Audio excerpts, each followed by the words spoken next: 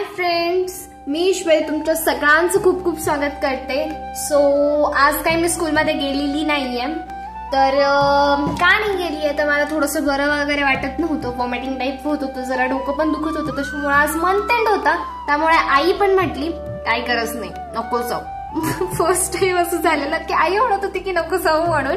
So त्यानंतर आज एक खूप महत्त्वाची सेरेमनी आहे, मग ही काय वेडिंग सेरेमनी एंगेजमेंट सेरेमनी वगैरे नाही, नेमिंग सेरेमनी आहे। माझ्या मामाच्या मुलाचं बारसं आहे, सो आम्हाला सगळ्यांना तिकडे जायचं आहे।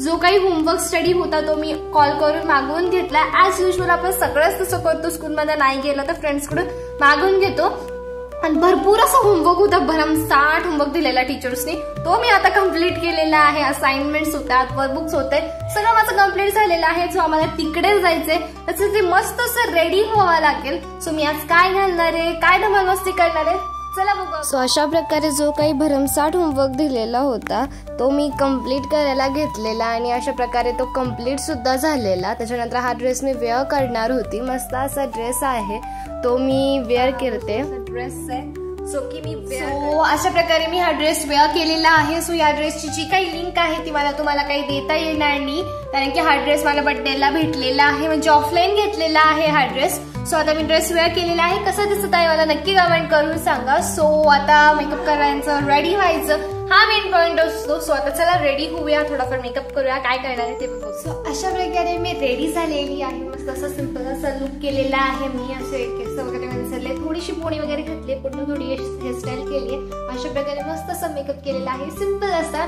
आणि आता वाजलेले आहे 6:30, आमचं असं ठरलंय की 7 पर्यंत तिथे जाऊ, म्हणजे लॉन्सवर वगैरे जाऊ, नंतर बेबीला भेटणं होईल, गिफ्ट वगैरे देणं, बाकीचे पेपर्स रेडी होत आहे, कारण की मी अशी मटकन पटकन अशी फर्स्ट रेडी झालेली आहे, बाकीचे रेडी होत आहे। सो सगळ्यांचं रेडी झाल्यानंतरचा जो लुक असेल सगळ्यांचं मी शेअर करेल। सो 7 पर्यंत जायचं आहे, सो चला बघू किती वेळात कोण रेडी होतंय आणि किती वाजता निघणं होतंय घरनं।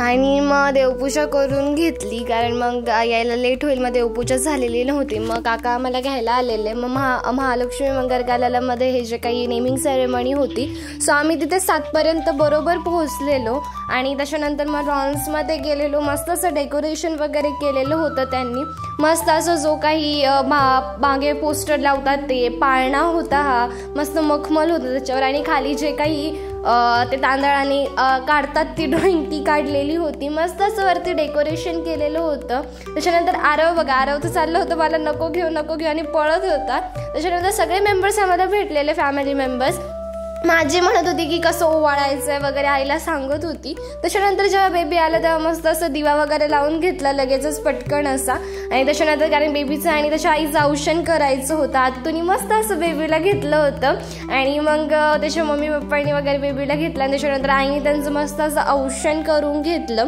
त्याच्यानंतर प्रत्येकाने असं पटापट येऊन औषण केलं, तेवढ्यात इशू आली होती बघा, इशू कशी हाय करते सगळ्यांना। त्याच्यानंतर मग दुसऱ्या आत्तूनी पण त्याच्या औषण केलं, त्याच्यानंतर त्याच्या वेलकमिंगसाठी फुलं टाकायची होती, मग आम्ही ती टाकली। त्याच्यानंतर वरती अशा भजनींच्या बाया होत्या, त्यांनी मस्त असं भजन गायला सुरुवात केली, आम्ही मस्त बेबीला ओवाळून घेतलं। त्यानंतर वरून खालून बेबीला असं गोल चक्कर मारतात त्या पाळण्याला, तसंच त्यांच्या दोन्ही आत्तूंनी मारून घेतलेला होता त्याला, आणि त्यांनी का कृष्ण घ्या, कुश घ्या, लव घ्या असं काहीतरी म्हणतात, असं म्हणत त्यांनी मस्त पूर्ण असं जो काही गोल राऊंड मारतात तो मारला। त्याच्यानंतर main important time naming ceremony, तर बेबीचं नाव अन्मय ठेवलेलं आहे, असं वाटलं तुम्हाला नाव नक्कीच सांगा। त्यानंतर आम्ही मस्त असं जेवण केलेलं आहे, आणि त्याच्यानंतर मला भरपूर झोप आलेली होतं, सो आम्ही घरी आलो। चलो भेटू नेक्स्ट व्लॉग मध्ये, चलो बाय।